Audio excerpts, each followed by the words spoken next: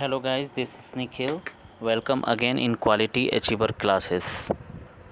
आज से पहले मैंने पॉलिटी के सारे वीडियोस आप सभी के सामने प्रेजेंट कर दिया और आज के बाद मैं आप सभी के समक्ष जो है एंशिएंट हिस्ट्री के साथ साथ मॉडर्न हिस्ट्री और फिर मीडिएवल हिस्ट्री सारे वीडियोस को एक एक करके आपके सामने प्रेजेंट करूंगा, जो कि आपके हर एग्जामिनेशंस के लिए इम्पोर्टेंट होगा।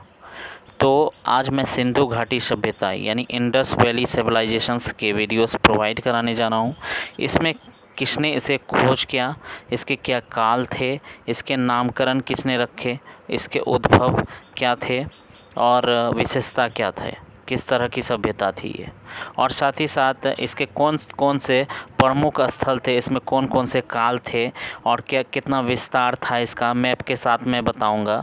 और फिर महत्वपूर्ण जो क्षेत्र थे वो सारे बातों को मैं आपके सामने एक एक करके प्रकट करूंगा। आई थिंक कि आपको अंत तक बने रहना चाहिए और यदि आपने मेरे चैनल को सब्सक्राइब नहीं किया है तो सब्सक्राइब कर लीजिए और इम्पोर्टेंट फैक्ट्स इसी तरह मिलते रहें, इसके लिए नोटिफिकेशन बेल को भी ऑन कर लीजिए और अपने दोस्तों तक शेयर कीजिए। तो एक एक करके हम एक एक टॉपिक को क्लियर करते हैं। जैसे खोज की अगर बात की जाए, चार्ल्स मेसन ने 1826 में सर्वप्रथम इसका खोज किया था और इसका जो डिटेल्स है नेटिव ऑफ जर्नी में डाला था। और बटन बंधु जब रेलवे के मतलब कि खुदाई आदि हो रहा था कार्य के लिए, उस समय जेम्स और विलियम्स बेटन ने इसको 1856 में जो है मतलब कि खोज किया था। उसके बाद जो है Cunningham, John Marshall, Dayaram Sahni, Rakhaldas Banerjee, ये एक एक करके सभी ने जो है इनका खोज किया। तो कनिंघम ने 1853 से 56 के बीच में इनकी जो है खोज की और जॉन मार्शल जो कि 1921 में इसका खोज किया। दयाराम साहनी ने हड़प्पा नामक स्थल का खोज किया और रखालदास बनर्जी ने मोहनजोदड़ो नामक स्थल का खोज किया। इस तरह से आप देख सकते हो, ठीक है। और काल की अगर बात किया जाए, जॉन मार्शल ने 3250 से 2750 ईसा पूर्व को एक मतलब काल को बताया था। डीपी अग्रवाल ने कार्बन 14 पद्धति के द्वारा जो है 2500 से 1750 ईसा पूर्व के काल को माना गया, जो कि सर्वमान्य है। ओके, अगर आगे हम लोग डिस्कस करें अबाउट द नामकरण में जो है सिंधु घाटी सभ्यता जो है सिंधु घाटी सभ्यता के नाम से भी इसे जाना जाता है, सिंधु सरस्वती सभ्यता के नाम से भी जाना जाता है। प्रथम स्थल को दयाराम साहनी ने खोजा था, ठीक है। अगर हम लोग बात करें उद्भव की यानी इसकी उत्पत्ति कहाँ से हुई, तो इसमें दो मत है, एक विदेशी मत, एक भारतीय मत। अगर भारतीय मत की बात की जाए तो द्रविड़ जो है कि मतलब कि सभ्यता के नाम से इसे कहा जाता था, किसके द्वारा, रखालदास बनर्जी के द्वारा। आर्य सभ्यता के रूप में T.N. राम के द्वारा कहा गया। चंद्र, लक्ष्मण और लक्ष्मण और स्वरूप पुसालकर के द्वारा इसे कहा गया था, क्या, आर्य सभ्यता के रूप में कहा गया था। और जो है विदेशी मत की अगर बात किया जाए, सुमेरियन सभ्यता से कंपेयर किया गया था इसका। और फिर Marshall Wheeler, Childe Gardner, D Kosambi ने इसे जो है मतलब बताया था सुमेरियन सभ्यता के रूप में, ठीक है। तो ये सारी बातें हैं जो कि आपको पता होना चाहिए उद्भव से रिलेटेड। अगर आप नोट्स बनाओगे, इसी फैक्ट्स को अगर उसमें डाल दोगे, मतलब कि अगर आंसर राइटिंग कर रहे हो तो भी इसमें आपको काम आएगा, ठीक है। अगर विशेषता की बात की जाए तो ये एक नवगढ़ीय सभ्यता थी, कांस्ययुगीन सभ्यता थी, आदि ऐतिहासिक काल था, शांतिप्रिय सभ्यता थी और जो है व्यापार प्रधान सभ्यता थी और विस्तृत जो है इसका क्षेत्र था, ठीक है। अन्य कारण जो थे इसके राजनीतिक, आर्थिक, सामाजिक या फिर सांस्कृतिक में अगर देखा जाए तो धार्मिक जीवन, कला, साहित्य, ये सारी बातों को एक एक करके हम लोग डिस्कस करेंगे। सर्वप्रथम जो खुदाई जॉन मार्शल ने 1921 में किया था, ठीक है। अगर काल को देखा जाए, आदि ऐतिहासिक काल, प्राग ऐतिहासिक काल और ऐतिहासिक काल। जिसके लिखित साक्ष्य उपलब्ध नहीं है उसे आदि ऐतिहासिक काल कहा जाता है। प्राग ऐतिहासिक जिसमें लिखित साक्ष्य उपलब्ध है लेकिन अभी तक रीडेबल नहीं है। ऐतिहासिक काल लिखित साक्ष्य उपलब्ध भी है और पढ़ने योग्य भी है। तो इस काल को भी आपको अच्छे से समझ में आना चाहिए। अगर इसका एरिया विस्तार की अगर हम लोग बात करें तो वो लंबाई लगभग 1600 किलोमीटर है, चौड़ाई 1400 किलोमीटर है, इसलिए इसे चतुर्भुजीय कहा जा सकता है लगभग। और इसे जो है मिस्र एवं नील नदी सभ्यता का 12 गुना माना जाता है। ठीक है, इसका लगभग जो है एरिया 130 लाख वर्ग किलोमीटर्स था। ठीक है, अगर सबसे उत्तरी बिंदु की बात की जाए तो मांदा जगह था जो कि चिनाब नदी के किनारे था। आलमगीर मतलब आलमगीर एक क्षेत्र था जो कि उत्तर प्रदेश में पड़ता था, वो आपका हिडसन नदी के किनारे था। दाइमाबाद जो कि महाराष्ट्र में पड़ता था, वो गोदावरी की सहायक नदी के किनारे था। और बलूचिस्तान में सुतकागेंडोर जो कि तास्क नदी के किनारे था। तो इस तरह से आप देख सकते हो इसका जो क्षेत्र है, वृहद जो विस्तार था वो पूरा मतलब चारों तरफ फैला हुआ था। ठीक है, और इसका सबसे ज़्यादा अगर विस्तार राज्य में बताया जाए, भारतीय राज्य में पंजाब, हरियाणा, जम्मू कश्मीर, उत्तर प्रदेश, महाराष्ट्र एवं राजस्थान था। महत्वपूर्ण क्षेत्र की अगर बात की जाए अगर महाराष्ट्र में, तो महाराष्ट्र में एक क्षेत्र था दैमाबाद जो कि विश्व विरासत सूची में भी शामिल किया गया है। नहीं, दैमाबाद महाराष्ट्र में एक ही क्षेत्र है। और गुजरात में तो बहुत सारे क्षेत्र हैं जिसमें कि लोथल, सुतकोंडवा। लोथल में आप जो है कि मतलब बहुत सारे इंपॉर्टेंट फैक्ट्स हैं जो कि मैं बताऊंगा अभी। और धोलावीरा को जो है विश्व विरासत सूची में 2021 में भी शामिल किया गया है। ठीक है ना, किसको शामिल किया गया है? लोथल को शामिल किया गया है। और अगर बात किया जाए किसका, ये रंगपुर का, तो रंगपुर जो है चावल के अवशेषों के लिए प्रसिद्ध है।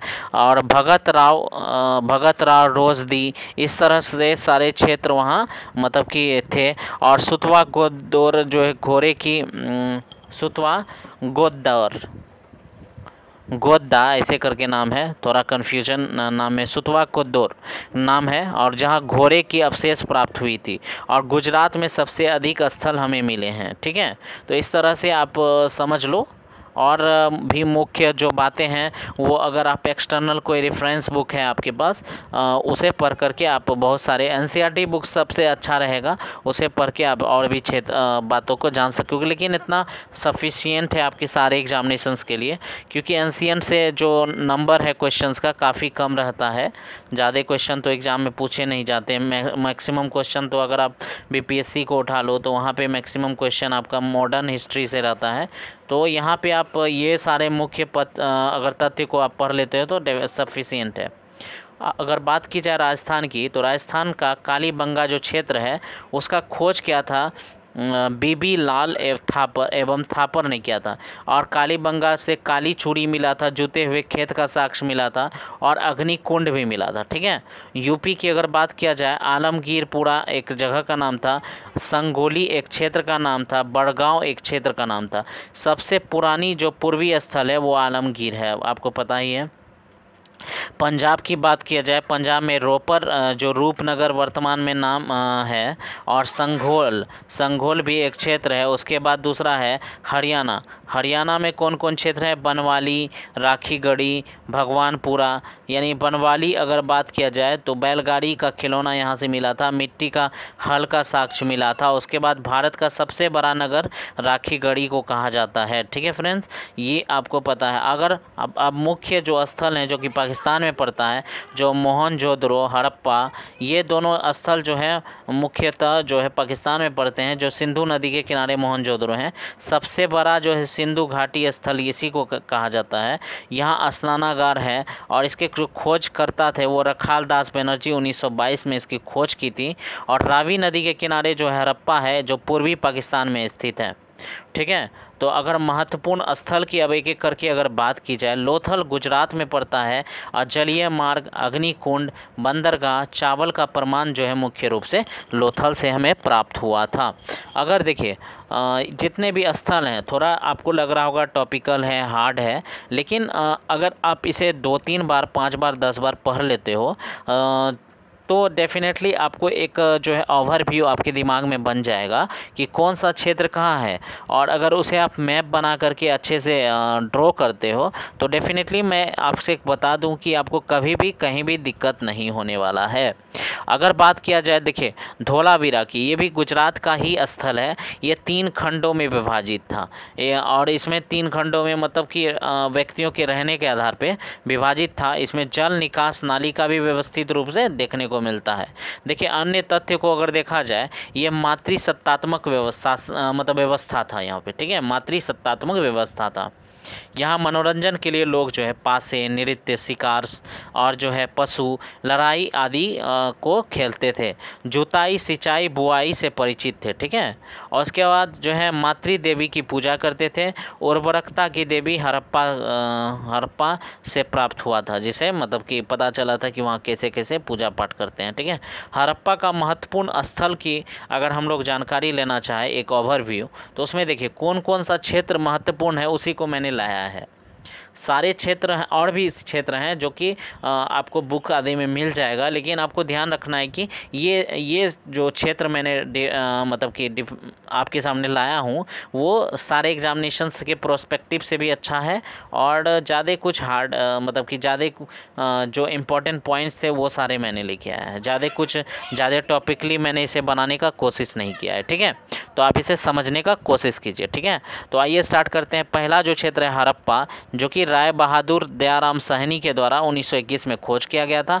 ये रावी नदी के किनारे पे है और इसे जो है मतलब कि ये कहाँ है, ये जो है मोटांगोमरी पाकिस्तान में है। और यहाँ से जो मिला था अन्नागार, R3 कब्रिस्तान मिला था, मछुआरे का चित्र आदि मिला था।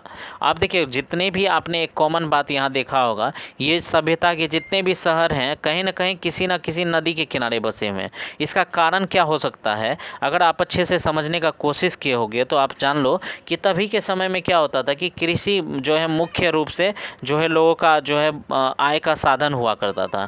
और कृषि के लिए पानी की आवश्यकता होती थी, जीवन के लिए भी पानी की आवश्यकता है। अगर नदी के किनारे रहते थे तो इजली वहाँ से वाटर जो है मतलब कि लाया जा सकता था और आराम से जीवन में सर्वाइव किया जा सकता था। क्योंकि आपको पता है कि अभी के तरह तभी पंपिंग सेट, जनरेटर, मोटर आदि नहीं हुआ करता था, जिस कारण से आसानी से जो है जल को कैरी नहीं किया जा सकता था। तो इसलिए जो है नदी के किनारे बसते थे ताकि सारे जल से रिलेटेड जो भी कार्य हो आसानी से किए जा सकते थे, ठीक है। अगर अगला जो पॉइंट अगर हम लोग डिस्कस करें, मोहनजोदारो, ये जो है पाकिस्तान में ही पड़ता था। इसको भी रखाल दास बनर्जी ने 1922 ईस्वी में खोज किया और सिंधु नदी के किनारे था। यहाँ पे सबसे मुख्य बातें अगर आपको पूछने के लिए क्वेश्चन में देखने को मिलेगा कि विशाल स्नानागार कहाँ है, तो ये मोहनजोदारो में ही है, ठीक है। इससे रिलेटेड एक मूवी भी आई थी, अगर आपने नहीं देखा है तो देखिए उसे, और बहुत कुछ आपको थोड़ा बहुत आपको समझ में आ जाएगा। क्योंकि बहुत सारे हिस्टोरिकल जो मोमेंट होते हैं आपको डायरेक्ट वे में लिखे हुए पढ़ने में थोड़ा समझ में थोड़ा नहीं आ पाता है, लेकिन उसे जब आप चित्र माध्यम से देखते हो ना तो डेफिनेटली आपको अच्छे से समझ में आ जाता है। तो उसे ज़रूर देखें। और देखो विशाल स्नानागार यहाँ था, महाविद्यालय था, कांस्य युगीन मूर्ति भी मिली थी और एक सिंगी पशु वाली मुद्राएं भी यहाँ पे मिला था। तो इस तरह ये इम्पोर्टेंट पॉइंट आपको जो है मोहनजोदारो से देखने को मिलेगा। लोथल की अगर बात की जाए, जो कि गुजरात के स्थल हैं, रंगनाथ राव के द्वारा इसे खोजा गया था और भोगवा नदी के किनारे ये बसा हुआ है। गोदीवारा यानी जो बंदरगाह होता है वो यहाँ पे था। और अग्नि वेदिका जो हवन कुंड होता है वो था यहाँ पे। हाथी दांत मिला था, 3 युग्म वाली समाधि यहाँ पे मिली थी। इस तरह से आप देख लो लोथल इम्पोर्टेंट है। चनहुद्रो जो कि सिंध मतलब कि सिंधु नदी के किनारे था, जो कि सिंध यानी पाकिस्तानी क्षेत्र में पड़ता है। अर्नेस्ट मैक्रे एवं जो है NG माजुमदार ने इसे 1931 में खोज किया था। यहाँ मनके बनाने वाली कारखाने मिली थी, मनका मतलब मोती आदि, और जो है लिपस्टिक पाउडर आदि यहाँ से प्राप्त हुए थे। सोच लीजिए, यानी कि मतलब कि फैंसी वाले चीज़ें भी यहाँ पे अवेलेबल था। और ये तब होता है जब कहीं भी कि सभ्यता थोड़ी इंक्रीज करती है, थोड़ी शहरी होती है। क्योंकि लोग जब तक अपने जो बुनियादी वस्तुएं हैं अगर उससे ऊपर नहीं उठ पाएंगे तब तक कैसे विकास कर पाएंगे, जितने भी जीवन को आसान बनाने वाले वस्तुओं को कैसे ला पाएंगे। तो इसलिए यहाँ पे आप ये चीज़ देख सकते हो। कालीबंगा की अगर बात की जाए वो राजस्थान में जो है और ये अमलानंद घोष द्वारा मतलब खोज किया गया था इस क्षेत्र का। और फिर घग्गर नदी के किनारे ये बसा हुआ है। जूते हुए खेत, अग्नि हवन कुंड, चूड़ियाँ आदि यहाँ पे मिले हैं। देखिए इतने सारे बातें आप लग रहा होगा आपको कि बहुत ज़्यादा लग रहा है, लेकिन ये सारे इंपॉर्टेंट फैक्ट्स हैं। कभी कभी पूछ लेता है, मिलान में आपको दे देगा कि मिलान में करने दे देगा कि अग्नि वेदिका कहाँ कहाँ से मिले हैं, इनमें से कौन सा सही है, तो दे देगा कालीबंगा, चनहुद्रो, राखीगढ़ी। तो इस तरह से आप अगर आप जानते हो तो आराम से आप कर सकते हो। राखीगढ़ी जो है हिसार हरियाणा में पड़ता है। सूरजभान ने इसका खोज किया था और ये घग्गर नदी के किनारे है। ताम्र उपकरण यहाँ से मिले हैं, तांबे के बने हुए उपकरण यहाँ से मिले हैं। सबसे बड़ा जो भारतीय स्थल राखीगढ़ी ही है। पाकिस्तान अगर पूरा एकदम सिंधु घाटी का पूछा जाए तो वो हड़प्पा है, ठीक है ना। तो ये दोनों ध्यान में रखिएगा, ठीक है। यहाँ पे मैंने बताया था सबसे बड़ा जो हड़प्पा स्थल है वो क्या है, मतलब कि हड़प्पा है, सॉरी, सबसे सिंधु घाटी स्थल जो है मोहनजोदारो है, जो कि पाकिस्तान में स्थित है। यानी कि अगर सिंधु घाटी सभ्यता का सबसे बड़ा स्थल के विषय में बोला जाए तो वो कौन है, मोहनजोदड़ो, जो कि हड़प्पा में पाकिस्तान में स्थित है। अगर अब आगे बात किया जाए बनवाली, तो बनवाली कहाँ है, भारत का पूछा जाए तो राखीगढ़ी, ठीक है ना। बनवाली की अगर बात करें ये हिसार हरियाणा में ही स्थित है। RS जो है विस्ट ने इसे खोज किया था और ये जो है 1973 में खोज किया था। और अगर आप देखो तो ये जो है सरस्वती नदी के किनारे बसा हुआ है और जो है मिट्टी का हल का खिलौना यहाँ से मिले थे और जौ का भी साक्ष्य यहाँ से मिला था, ठीक है। रोपर यानी कि रूपनगर जिसे कहा जाता है, रूपनगर पंजाब में स्थित है। यज्ञदत्त शर्मा ने इसे खोजा था और सतलज नदी के किनारे बसा हुआ है। तांबे की कुल्हाड़ी यहाँ से मिले थे। रंगपुर जो कि गुजरात के काठीवाड़ा जिले में स्थित है, SR राव ने इसे खोजा था। भादर या मादर नदी के किनारे स्थित है। जौ, बाजरा एवं कच्चे ईंट के दुर्ग, धान, भूसी आदि यहाँ से मिले थे। सुतकानगेडोर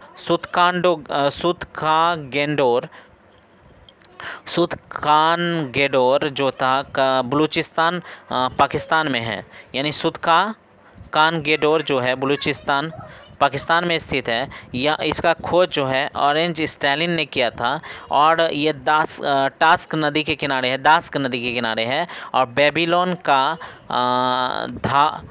ध्यावर साक्ष्य यहाँ से मिला था। यानी कि बेबीलोन के ध्यावर साक्ष्य यहाँ से मिले थे। तो इस तरह से आपने देखा किस तरह से ये जो है मतलब सिंधु घाटी सभ्यता हमारे विभिन्न सभ्यताओं के नींव रहे हैं और नगरीय सभ्यता थे। और धीरे धीरे जो है ये सभ्यता पूरा विकास किया और किसी कारणवश इसका पतन भी हुआ। पतन का भी मुख्य कारण था कि यहाँ पे जो है बाढ़ को मतलब कि एक 100% जो है कोई तथ्य तो निकल के नहीं आया है कि इसका पतन का मुख्य कारण क्या था। लेकिन अगर ओवरव्यू देखा जाए तो इसका पतन का मुख्य कारण बताया जाता है कि बाढ़ आ गया था या फिर सुखाड़ पड़ गया था। तो ये सारी बातें पतन का कारण है। और फिर यहाँ पे झगड़ा जैसी कोई भी तथ्य नहीं निकल के आया है कि झगड़ा होता था, तलवार था या फिर लड़ाई के साधन थे, ऐसे कोई बात तो निकल के नहीं आया था। इसलिए ये शांति प्रिय सभ्यता के नाम से भी जाना जाता है। तो आप और सब सभ्यता में देखोगे कि लड़ने के लिए जो है हथियार बनाए जाने लगे, त्रिशूल बनाने जाने लगे, तीर बनाए जाने लगे। लेकिन इसमें ऐसी कोई बात नहीं थी। लोग जो है शांति प्रिय ढंग से रहते थे, कृषि पे आश्रित थे। इसकी जो सभ्यता थी काफ़ी मतलब कि अच्छी सभ्यता थी जो कि लोगों को मतलब कि कुछ सीखने के लिए प्रेरित करती है। आई होप कि आपको बहुत कुछ जानने को यहाँ से मिला होगा।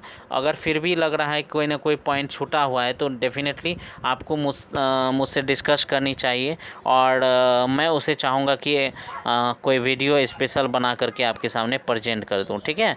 तो I hope you well and your study is also going in the right path. Okay, that's all. Thank you.